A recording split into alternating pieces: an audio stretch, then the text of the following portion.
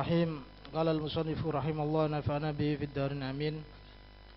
Bismillahirrahmanirrahim. Tatimah. Al-muflisu man alaihi dainun li adamiyyin halun zaidun ala malih. Yuhjaru alaihi bi talabi al-hajru ala nafsihi aw talabi huramaihi. Wa bil hajri yata'allaqu haqqul huramai bimalihi. Fala yasihu tasarrufu fihi bima yadurruhum kawaqfin wa hibatin. Wala bai'uhu walau li huramaihi bidainihim biwari idhnil qadhi. Wa yasihu iqraruhu bi'ainin aw dainin usnida wujubu lima qabla al-hajri. Wa yubadiru qadin bi ba'i malihi walau maskanahu wa khadimahu bihadratihi ma'a huramaihi. Wa gusima thamanuhu baina huramaihi ka ba'i mali mumtani'in an adai haqqin wajib alaihi ada'uhu. Waliqadin ikrahu mumtani'in minal ada'i bil habsi wa ghairihi min anwa'it ta'ziri. Wa yuhbasu madinun mukallafun uhida lahu al-mal la aslun wa in ala min jihati abin aw ummin bidaini far'ihi khilafan lil hawi kal ghazali. Wa idza thabata isaru madinin lam yajuz habsuhu wala mulazamatuhu bal yumhalu hatta yusira.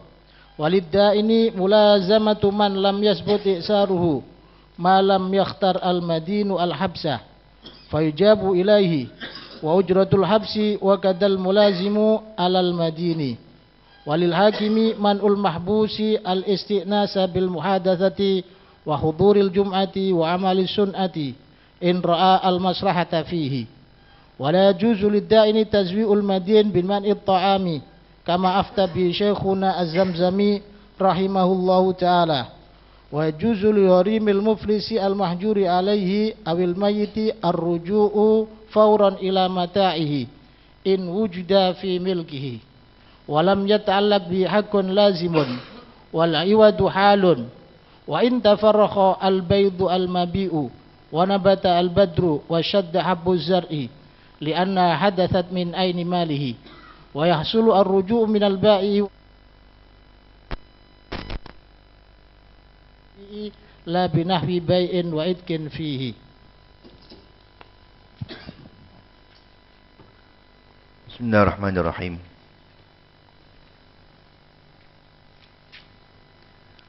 Tatimmatun al-muflis, penyempurnaan. Maksudnya ini penyempurnaan dari fasal sebelumnya yaitu rohan. Namun dalam kitab yang lain biasanya bab muflis ini dijadikan sebagai fasal tersendiri. Tapi dalam kitab Fathul Mu'in digabung dengan rohan karena ada kaitannya dengan rohan. Al-muflis man alai dainun li adamiyin halun zaidun ala malihi. Muflis atau orang yang dinyatakan pailit adalah orang yang memiliki tanggungan piutang bagi anak Adam, halun yang sudah jatuh tempo, sudah tertagih, zaidun ala malihi yang nominalnya atau nilainya melampaui harta kekayaannya. Pada bagian ini menjelaskan tentang orang yang mahjur bi falsin. Mahjur itu maksudnya orang yang dicegah tasarrufnya atau dibekukan aset hartanya. Hajar itu ada dua macam, ada hajar yang li maslahati nafsi, ada hajar yang li maslahati ghairi. Ada kalanya orang itu di dalam hukum Islam seluruh hartanya tidak boleh ditasarrufkan oleh pemiliknya, tetapi harus orang lain, dikarenakan untuk li maslahati nafsi, untuk kepentingan orang tersebut, yaitu seperti hajrus sobi, majnun, dan lainnya yang nanti kita bahas pada fasal berikutnya. Yang kedua, ada kalanya seorang itu tidak boleh menggunakan hartanya atau dicegah tasarrufnya limaslahati ghairi, karena untuk menjaga kepentingan orang lain. Nah, contoh yang bagian daripada model kedua ini adalah marhun yang kita bahas pada pasal sebelumnya, di mana dengan adanya rohin, maka rohin tidak boleh mentasarrufkan marhun meskipun rohin sebagai pemilik daripada marhun, agar supaya jaminan tadi dapat dipergunakan untuk melunasi hutang kepada murtahin, sehingga rohin dicegah tasarrufnya untuk kemaslahatannya murtahin, orang lain. Yang kedua, contohnya muflis. Maka dalam muflis ini diletakkan bagian daripada rohan, karena sama-sama hajar limaslahati ghairi. Yang kedua, contohnya juga orang yang dinyatakan pailit, muflis. Muflis itu adalah orang yang tanggungan hutangnya melampaui kekayaannya, aset yang dimiliki. Misalnya dia punya utang 100, sementara aset kekayaannya kalau dihitung semuanya hanya 75 misalnya. Yang dimaksud dengan aset kekayaan di sini adalah seluruh hartanya. Baik harta itu yang berupa uang atau berupa rumah, apapun pokoknya harta kekayaan yang dimilikinya, asetnya. Baik itu berupa mata uang atau itu benda, barang seperti mobil atau benda tidak bergerak, rumah, tanah dan seluruhnya. Pakaiannya semua dihitung. Bahkan juga dihitung juga piutang yang dimiliki yang sudah dapat tertagih. Misalnya seluruh asetnya kalau dihitung uang cashnya ada 30 misalnya. Kemudian aset miliki yang dimiliki baik benda bergerak atau tidak bergerak ada 20 misalnya. Kemudian piutang yang dapat tertagih yang ada di orang lain ada 10 misalnya, berarti totalnya 70.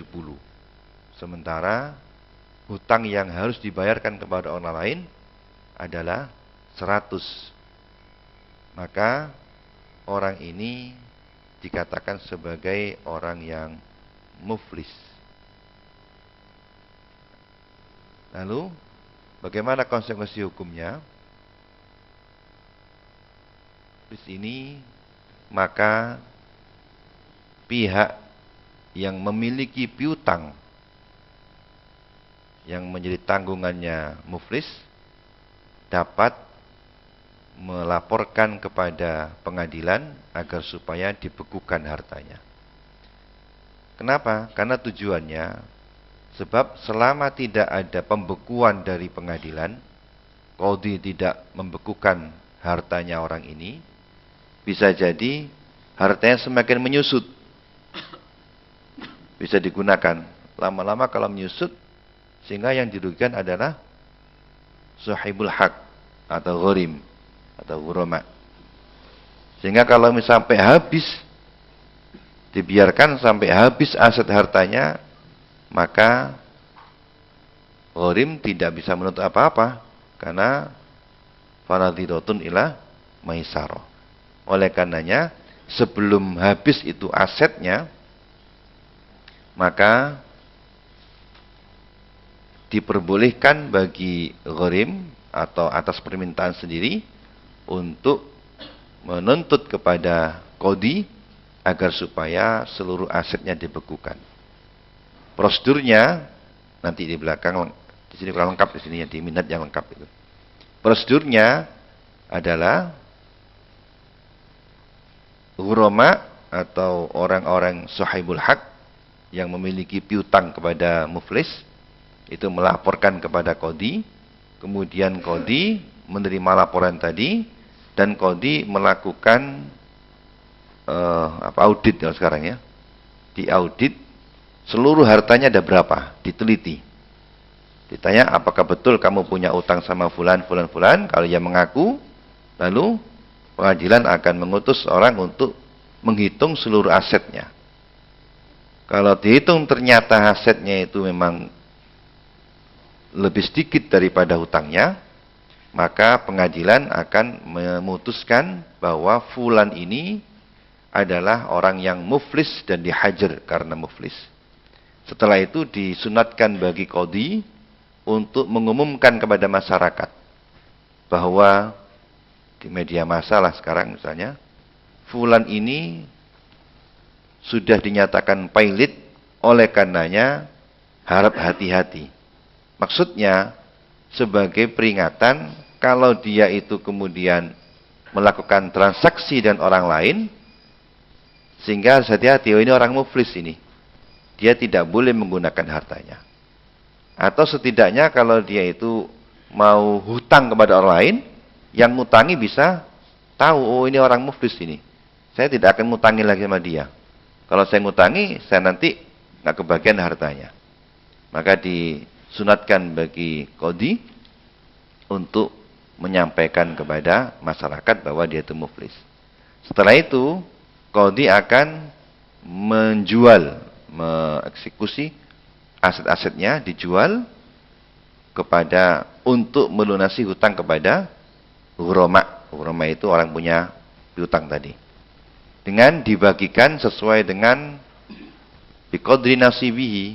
Jadi misalnya yang utang yang ghurimnya ada 4 misalnya, masing-masing menghutangi 25 jutaan. Berarti 400. Maka 70 ini dibagi untuk 4 orang ini. Berarti masing-masing 70 itu dibagi untuk 4 orang, masing-masing 25%-nya. Sehingga masing-masing tadi dipastikan tidak akan mendapatkan seluruh haknya. Karena memang asetnya kurang daripada tanggungannya. Sebagaimana kejadian ini sebagaimana pernah dilakukan oleh Sayyidina Rasulullah kepada sahabat Mu'ad bin Jabal. Sebelum sahabat Mu'ad itu diutus ke Yaman. Sehingga ketika berangkat ke Yaman, Mu'ad bin Jabal punya utang yang belum terlunasi semuanya. Karena hartanya itu kurang untuk membayar utangnya. Nah setelah habis uang asetnya dijual untuk melunasi hutangnya, maka berarti ada sisa tanggungan yang belum terbayarkan. Ya nanti kalau punya uang dilunasi. Kalau tidak, ya maka fanadhiratun ila maisarah. Itu ringkasnya begitu prosedurnya. Yuhjaru alaihi bi talabihi al-hajru al-nafsi.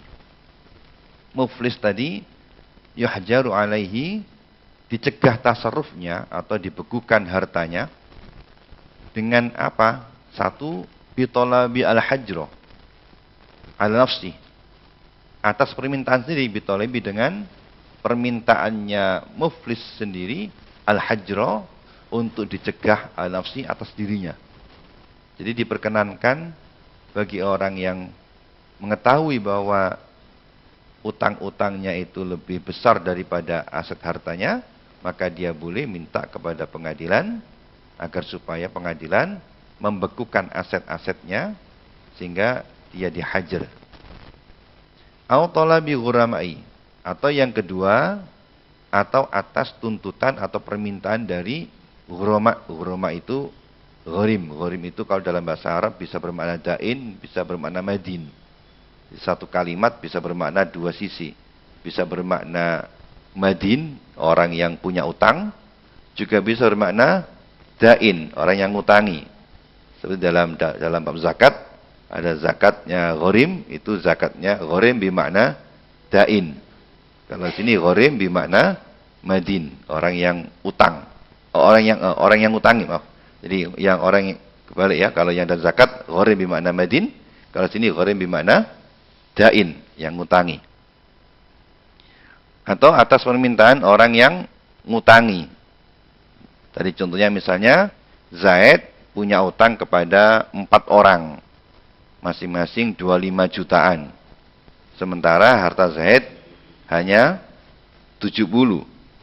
Maka atas permintaan Ghurama mengajukan kepada pengadilan sebelum habis hartanya atau sebelum tambah menyusut, agar supaya pengadilan membekukan seluruh aset hartanya untuk tidak boleh dipergunakan selain untuk melunasi hutangnya. Boleh begitu. Nah, cuman syaratnya kalau memang Ghuramanya lebih dari satu dan masing-masing nilai hutangnya itu lebih rendah daripada aset hartanya, maka harus sekira tuntutan tadi dari orang yang memiliki hak yang melampaui dari tanggungannya. Misal tadi contoh tadi, Zaid punya utang kepada 4 orang, masing-masing 25. Jadi 100 totalnya. Sementara total asetnya Zaid hanya 70. Maka minimal tuntutan hajar tadi harus diajukan oleh 3 orang dari ghurim. Kalau 2 orang belum cukup. Karena 2 orang ini kan masih 25 kali 2 berarti sama dengan 50. Sementara asetnya 70. Masih kurang. Karena utangnya atau haknya ghurim hanya 50, yang mengajukan tuntutan hanya 50, sementara asetnya masih 70. Jadi kalau 70 berarti minimal diajukan oleh 3 orang. Kalau 3 orang masing-masing 25 kali 3 menjadi 75. Baru diterima oleh pengadilan. Jadi pengadilan ketika menerima laporan permintaan untuk dihajar, terlebih dahulu pengadilan harus mengklarifikasi dulu apakah betul fulan ini punya utang kepada fulan dan berapa total nilainya. Dipanggil dulu, benar kamu punya utang sama fulan ini? Oh ya. Jumlahnya sekian. Oh ya. Setelah itu dilakukan penelitian, diteliti apakah betul hartanya itu kurang dari aset yang dilaporkan oleh Ghurama yang melaporkan tadi. Kalau sudah dinyatakan di bawahnya atau lebih rendah daripada hutang yang dilaporkan oleh Ghurama, baru pengadilan memutuskan hajar. Wabil hajri, dan dengan adanya hajar, dengan dibekukan hartanya muflis tadi, maka yata'allaq haqqul ghurama bimali. Haknya Ghurama, haknya orang-orang yang menghutangi kepada muflis tadi akan berkaitan langsung dengan aset hartanya. Dengan demikian, maka muflis itu menjadi dicegah tasarrufnya, karena hutang tadi langsung dikaitkan dengan malnya. Tetapi apabila salah satu daripada Ghurama itu ketika menghutangkan kepada muflis itu dengan memberikan jaminan muflisnya kepada Ghurama, misalnya tadi 4 orang ghurimnya masing-masing 25, sementara aset 70, maka seluruh asetnya itu akan dibagi kepada 4 orang ini masing-masing 25%. Tadi berapa asetnya? 70. Dari 70 akan dibagi 4. Rumahnya kalau ada, mobilnya kalau ada, semua dijual, lalu dibagi 4 masing-masing 25%-nya. Kecuali apabila piutang yang dimiliki oleh salah satu Ghurama ini terdapat jaminan. Misalnya kepada ghurim yang C, A, B, C, D, ya, yang D, yang keempat. Dulu muflis ini utang kepada D 25 juta dengan jaminan sepeda motor misalnya. Berarti khusus untuk D ini ada jaminan berupa sepeda motor. Atau ada jaminan berupa mobil.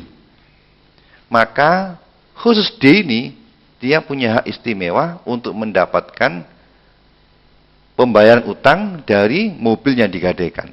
Yang lain tidak bisa izdiham kepada mobil ini. Karena mobil ini dijadikan sebagai jaminan untuk hutang kepada D. Sehingga umpama mobil tadi dijual dan aset dan harganya laku 30, maka seluruh Hasil tadi 30 tadi diberikan kepada D. Maka untuk D lunas hutangnya. Karena berkaitan dengan marhunnya. Sementara sisanya diizdiham, diperebutkan oleh 3 orang ini tanpa ada dengan sama rata-rata 25%. Jadi berkaitan dengan malnya tadi, kalau memang dengan seluruh mal tadi, kalau salah satu dari ghurama itu, salah satu dari malnya tadi itu dijadikan jaminan ketika hutang kepada salah satu ghurama, maka khusus untuk marhun itu nanti akan diberikan kepada murtahin. Ini gunanya, ini kaitannya hajar muflis dengan rohan. Oleh karenanya fala yasihu tasarrufu. Ini memang agak mumet memang. Karena urusannya utang piutang udah.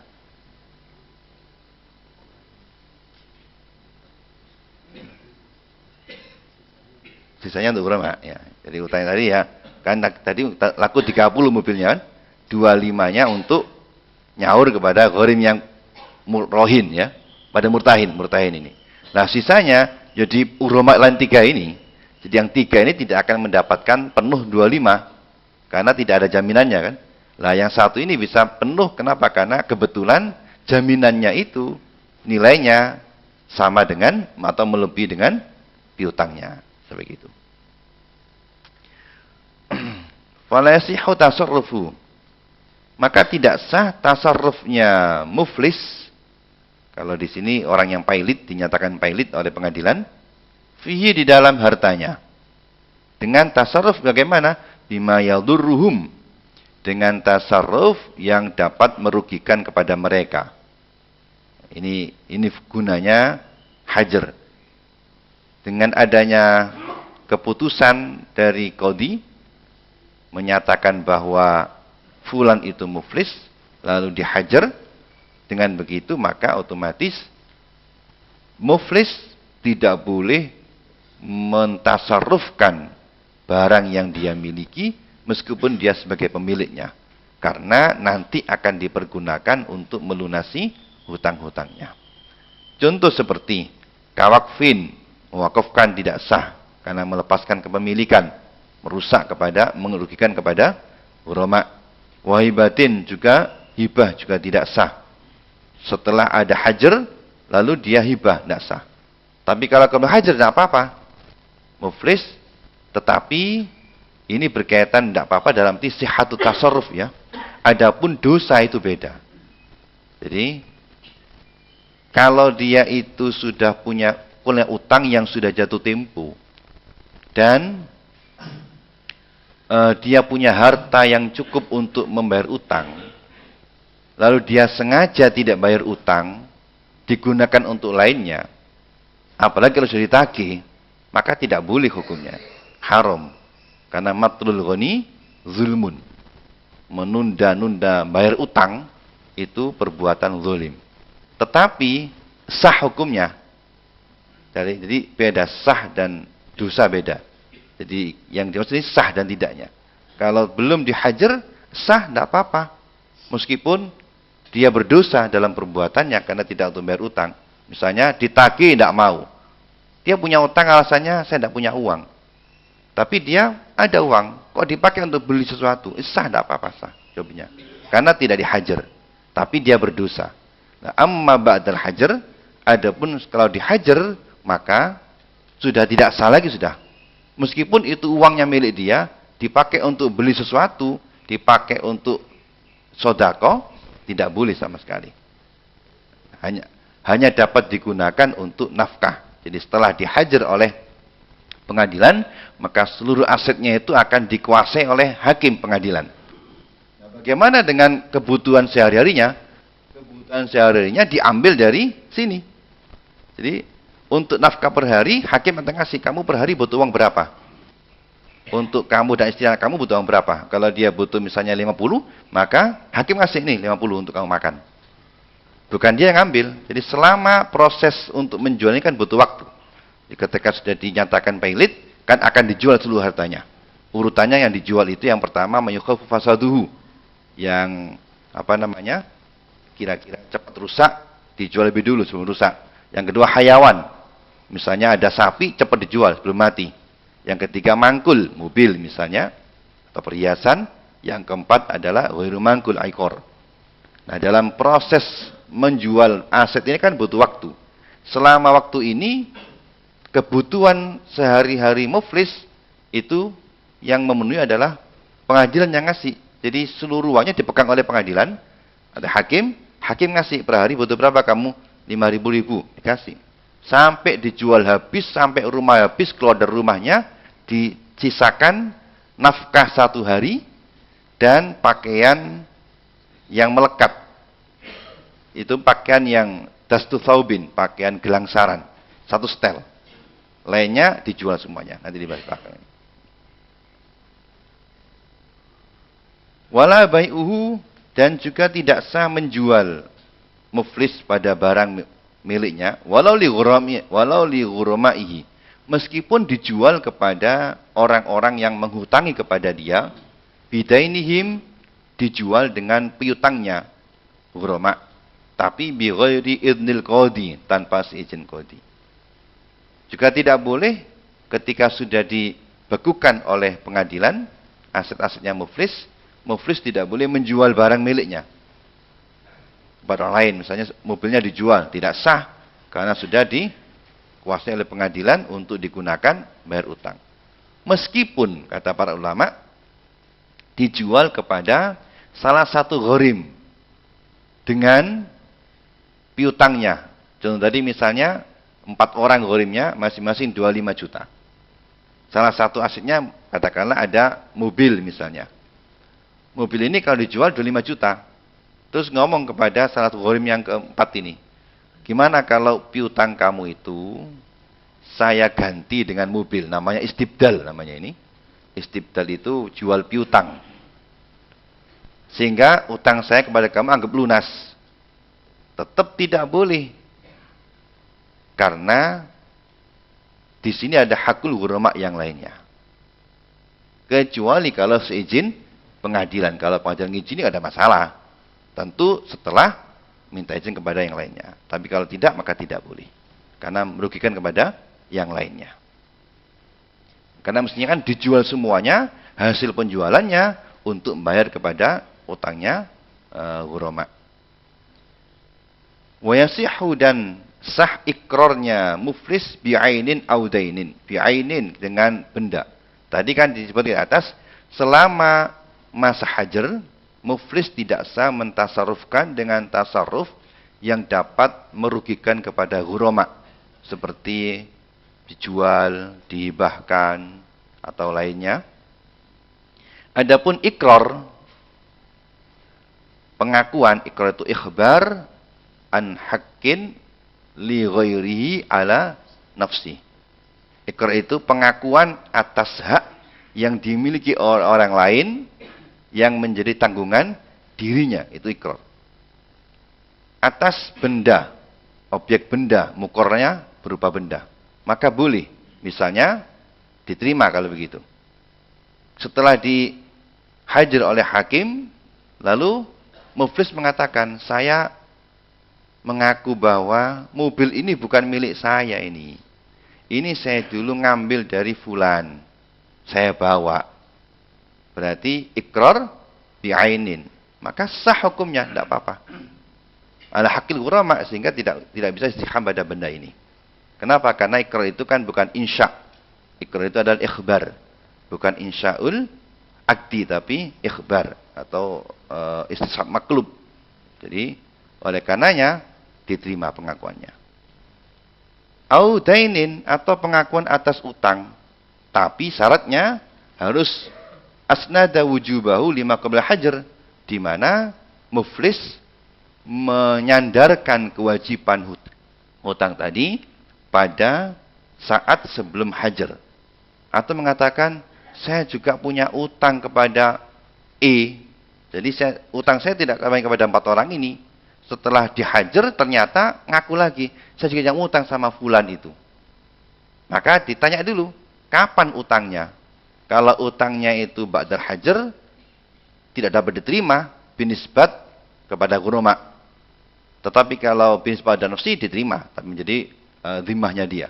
Tetapi kalau asnada lima qoblal hajar, kapan utangnya? Utangnya sudah lama 5 tahun yang lalu, maka diterima. Sehingga ghuramanya menjadi tambah, tidak 4 tapi 5. Setelah ada hajar, wa yubadiru. Sekarang tindakannya bagaimana? Wa yubadiru qadin, dan qadi harus segera. Yubadir di sini ada khilaf, ada nadban, ada kan wujuban. Dan qadi setelah hajar harus segera, cepat-cepat untuk menjual bibai imalihi, menjual aset-aset tadi. Setelah dijual baru digunakan untuk membayar utangnya. Kalau memang utangnya itu bukan dari jenis barang yang dijual tadi. Tapi kalau kebetulan sama, ya nggak usah dijual sudah. Misalnya salah satu utang kepada gharim itu berupa beras. Nah kemudian asetnya muflis salah satunya beras. Kalau begitu nggak usah diutang, nggak usah dijual, nggak masalah, langsung kasihkan boleh. Tapi kalau beda jenis, utangnya uang, asetnya berupa barang, ya harus dijual dulu untuk diberikan uangnya. Walau maskanau, meskipun rumahnya, wa khadimahu, dan pelayannya. Jadi yang dihitung dalam membayar utang itu, meskipun rumah tinggalnya harus dijual. Oleh karena di belakang orang yang muksir itu, artinya orang yang memang dinyatakan tidak punya uang, tidak punya harta untuk membayar utang itu bukan berarti tidak punya uang. Kalau memang dia tidak punya harta sama sekali, meskipun rumah tempatnya ditinggalinya. Tapi kalau masih punya harta, harus dijual untuk bayar utang. Misalnya, uang tidak pegang. Kemudian tidak punya apa-apa, tapi punya rumah tempat tinggal dia. Ya jual untuk bayar utang. Lantas dia keluar dari rumah itu. Karena yang dilakukan adalah haknya ghurama. Meskipun pelayannya kalau dia butuh untuk pelayanan tetap dijual karena mendahulukan pada haknya ghurama. Bihadratihi. Jadi bukan alasan saya tidak pegang uang, itu bukan alasan. Uang tidak punya tapi TV ada, jual TV-nya. Bihadratihi. Bagaimana sekarang cara penjualannya, kaifiyahnya adalah bihadratihi.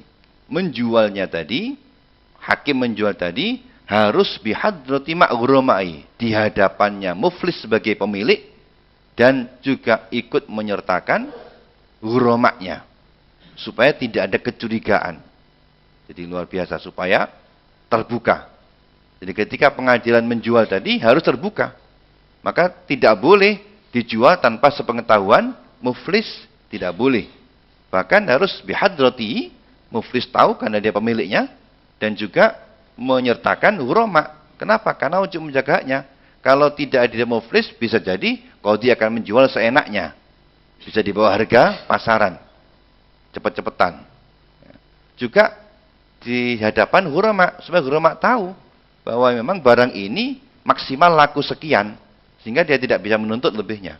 Maka pihak gharim dan pihak muflis sama-sama tahu berapa hasil daripada penjualan aset itu, agar tidak ada tuhmah di antara mereka.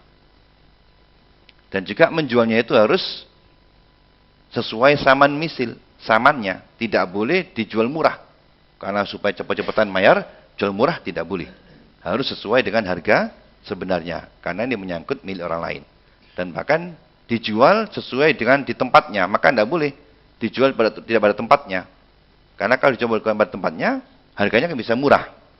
Dijual pada tempatnya, kira-kira di mana laku barang itu tempatnya, dan dijual sesuai harga misilnya, di hadapannya muflis sebagai pemilik dan ghurama sebagai sahibul hak. Wa qasmi samanihi, dan waktu pada yubadiru qadin bibai wa yubadiru bi qasmi samanihi.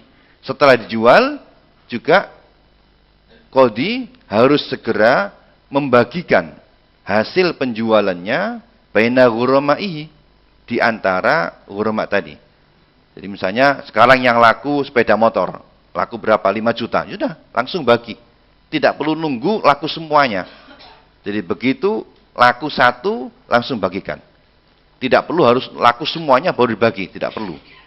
Kalau memang kecuali kalau yang laku itu barang yang remeh, yang kecil. Jadi misalnya tadi Huromat tadi 100 juta ya.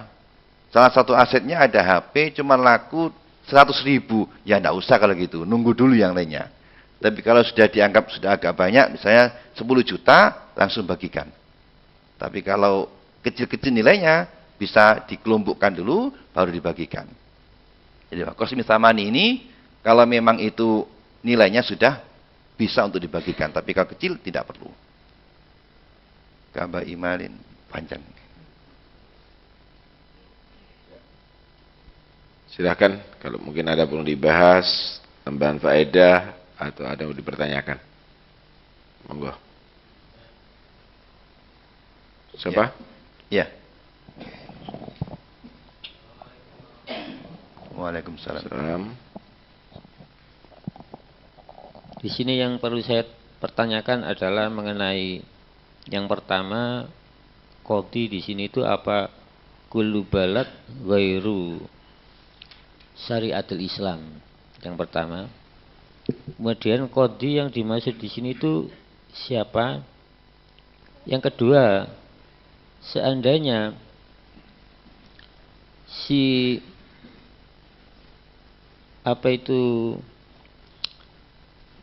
orang yang memberikan hutang atau ghurama itu melaporkan muflis kepada seorang hakim supaya untuk ditakzir, apakah setelah itu tanggungan daripada Tahjir. Iya. Tahjir ya. Iya supaya dihukum, dihukum. Oh, yang takzir maksudnya ini. Iya, Habsu. takzir. Di habsu apa? Ditahan atau disita? Ditahan. Nanti belakang. Apakah setelah ditahan itu yang mempunyai tanggungan hutang itu hutangnya bisa bebas, lunas. Ya itu saja. Sudah. Terima kasih. Baik, yang pertama mengenai qadhi. Dalam konteks Indonesia siapa qadhi di sini? Yang jelas yang punya wewenang untuk menangani soal ini perdata ini kan. Ini berkaitan dengan hukum perdata, bukan berkaitan dengan pidana. Setahu saya di pengadilan itu ada pengadilan untuk pilot. Jadi kalau ada perusahaan itu bangkrut, dia nanti mengajukan kepada pengadilan supaya dijadikan pilot agar supaya seluruh asetnya dibukukan untuk melunasi tanggungan-tanggungannya. Setahu saya di pengadilan kita itu ada wadahnya memang untuk yang mengurusi soal penyelesaian utang piutang ini. Tapi persoalannya apakah di sana sesuai hukum Islam atau tidak, saya tidak tahu. Tapi yang jelas kalau pengadilan menangani untuk urusan menyelesaikan utang piutang atau perdata ada di Indonesia. Bahkan ada keputusan pilot itu ada. Kadang biasanya dinyatakan di koran ya, bahwa ini yang banyak itu perusahaan. Cuma kalau di perusahaan itu ini yang kurang tepat di secara hukum. Dinyatakan perusahaan kan dianggap syahsun ma'nawi, sudah dianggap orang. Sehingga tidak ada kaitannya dengan pemiliknya. Jadi misalnya perusahaan ini dimiliki oleh 10 orang. Bikin PT atau CV, dia diamnya usaha, lalu bangkrut, tidak bisa melunasi tanggungannya, termasuk membayar gaji pegawainya, maka perusahaan ini bisa menyatakan kepada pengadilan supaya dipilotkan bitola binafsihi. Untuk apa? Agar supaya menyelesaikan tanggungannya, maka dijual aset-asetnya untuk melunasi tanggungannya, termasuk gaji karyawannya, yang di PHK itu misalnya. Nah, kan ngitungnya dari aset perusahaan ini. Padahal kalau secara fikih ini kan, kalau perusahaan ini milik 10 orang ini, berarti kan 10 orang ini yang sebagai muflisnya. Hanya itu persoalannya. Ambilkan itu. Ya. Jadi mestinya kalau perorangan mungkin bisa. Jadi kalau perorangan dilapor kepada pengadilan, saya tidak tahu apakah ada kalau perorangan. Lalu nyatakan pilot, tidak ada masalah. Tapi kalau perusahaan, cara ngitungnya itu mestinya bukan dari aset ini saja, tapi dari siapa pemiliknya, karena hakikatnya kan ini pemiliknya yang punya utang kan. Cuman dalam pengajian asetnya ini, sehingga yang enak yang pemiliknya. Pemiliknya tadi sedang nggak mau tuh pokoknya dijual untuk usaha saya, meskipun kurang ya sudah bebas. Sudah dianggap tidak ada urusan hukum dengan pemiliknya. Itu dalam pengajaran kita. Jadi barangkali ya ada sebenarnya, tapi tidak sesuai dengan hukum syar'i. Yang kedua, soal bagaimana kalau ditahan nanti di belakang kita ini masih muflis saja, di belakang ini kita ngurus soal utang piutang bukan muflis. Ini mengutani ada hakin ini. Insyaallah minggu depan kaba imalin nanti kita bahas itu. Bagaimana kalau ditahan di penjara? Apakah boleh minta ngenagih? Kalau nggak mau dilaporkan pada polisi, tangkap sama polisi, masuk ke penjara boleh atau tidak? Nanti kita bahas pada berikutnya ini belum. Habis ini ada. Silakan yang lain.